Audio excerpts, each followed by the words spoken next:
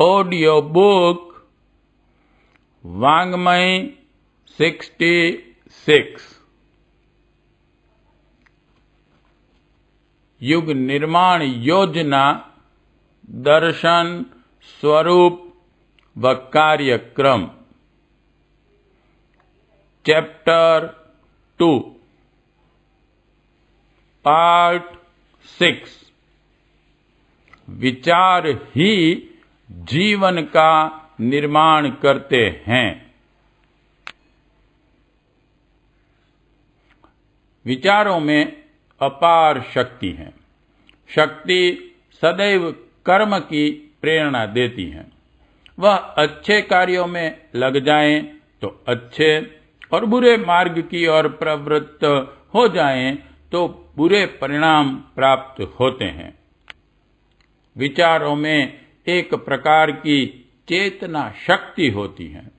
किसी भी प्रकार के विचारों के एक स्थान पर केंद्रित होते रहने पर उनकी सूक्ष्म चेतना शक्ति घनीभूत होती जाती है। प्रत्येक विचार आत्मा और बुद्धि के संसर्ग से पैदा होता है। बुद्धि उसका आकार प्रकार निर्धारित करती है तो आत्मा उसमें चेतना फूंकती है। इस तरह विचार अपने आप में एक सजीव और सूक्ष्म तत्व हैं।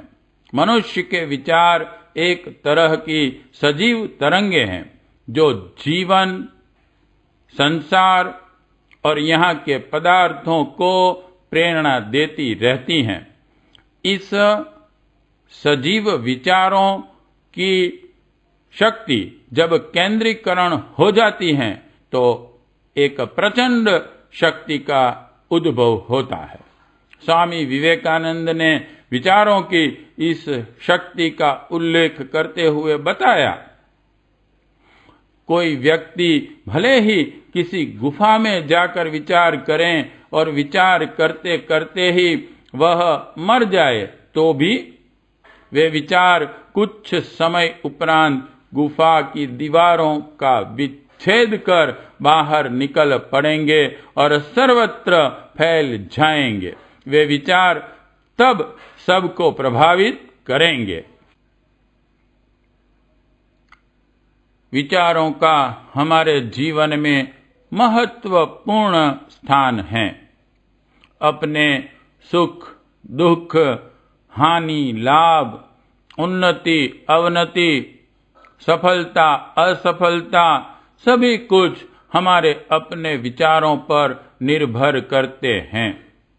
जैसे विचार होते हैं वैसा ही हमारा जीवन बनता है। संसार कल्प वृक्ष है।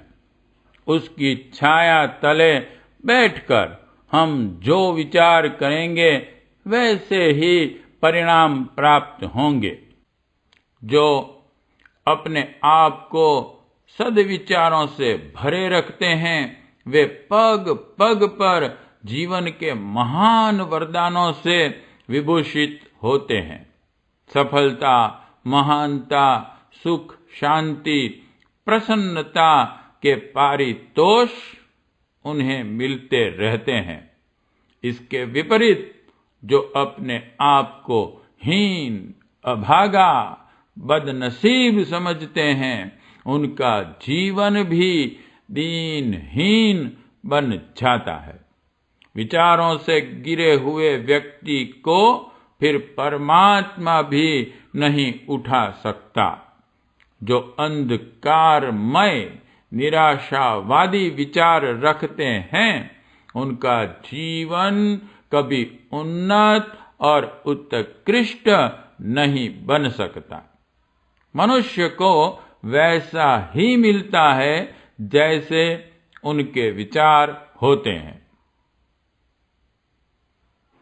कुएं में मुंह रख के आवाज देने पर वैसे ही प्रतिध्वनि उत्पन्न होते हैं।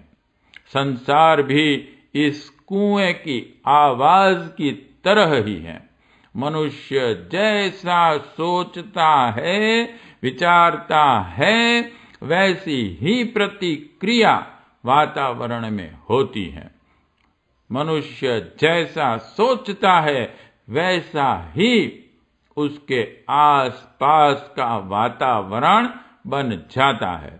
मनुष्य के विचार शक्तिशाली चुंबक की तरह हैं जो अपने समान धर्मी विचारों को अपनी ओर आकर्षित करते हैं।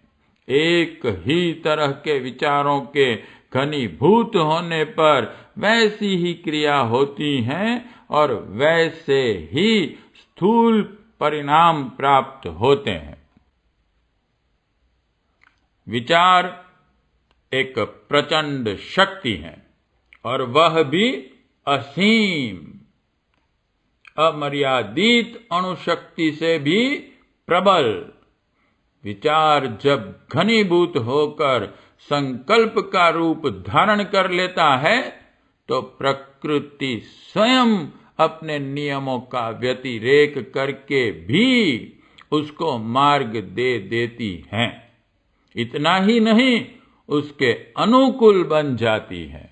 मनुष्य जिस तरह के विचारों को प्रश्रय देता है उसके वैसे ही आदर्श, हाव भाव, रहन सहन ही नहीं, शरीर में तेज, मुद्रा आदि वैसे ही बन जाते हैं।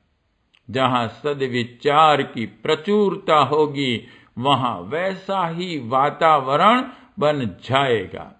ऋषियों के अहिंसा, सत्य, प्रेम, न्याय के विचारों से प्रभावित क्षेत्र में हिंसक पशु भी अपनी हिंसा छोड़कर अहिंसक पशुओं के साथ विचरण करते थे।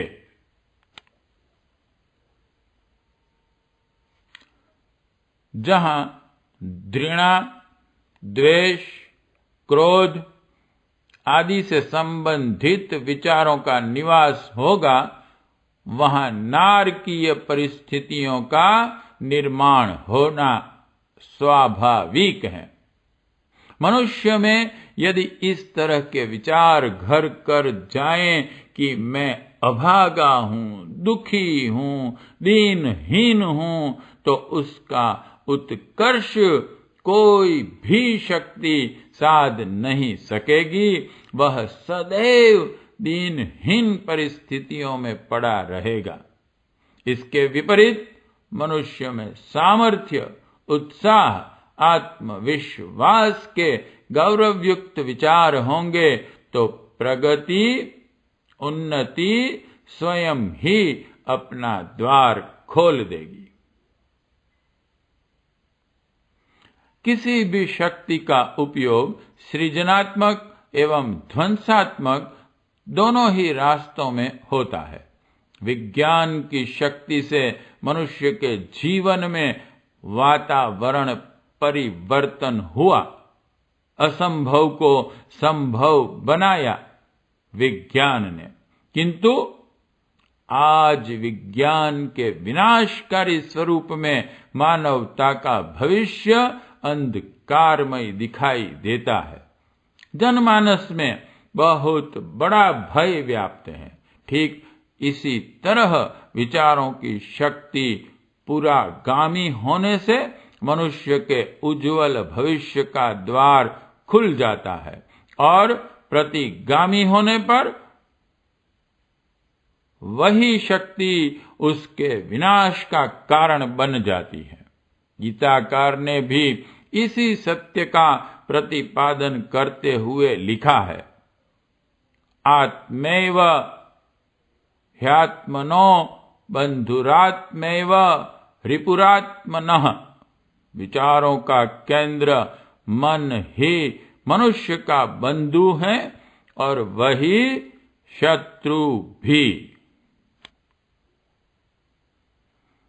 आवश्यकता इस बात की है कि विचारों को निम्न भूमि से हटाकर उन्हें ऊर्ध्वगामी बनाया जाए, जिससे मनुष्य की उन्नति और उसका कल्याण सध सके। दीनहीन, क्लेश एवं दुखों से भरे हुए नारकीय जीवन से छुटकारा पाकर मनुष्य इसी धरती पर स्वर्गीय जीवन की उपलब्धि कर सकें। विचारों के ऊर्ध्वगामी बन जाने पर नित्य जीवन के संपर्क में आने वाले पशु पक्षी, लता वृक्ष पुष्पों में अथाह आत्मीयता, प्रेम, एकता, सहयोग के दर्शन होंगे। उनके कर्तव्य धर्म से एक क्षण भी मनुष्य असावधानी नहीं हो सकता। सद्विचारों के होने पर स्वार्थ को पोषण नहीं मिलता। धन संपत्ति पाकर भी मनुष्य मदमस्त नहीं होता। बुराइयां पास भी न फटकेंगी। विचारों में विमलता, उत्कृष्टता आने पर प्रसाद, प्रसन्नता, सुख, शांति, संतोष मिल जाते हैं। विचारों की विमलता से समस्त दुख द्वंद्वों का नाश हो जाता है। पार्ट 6 समाप्त।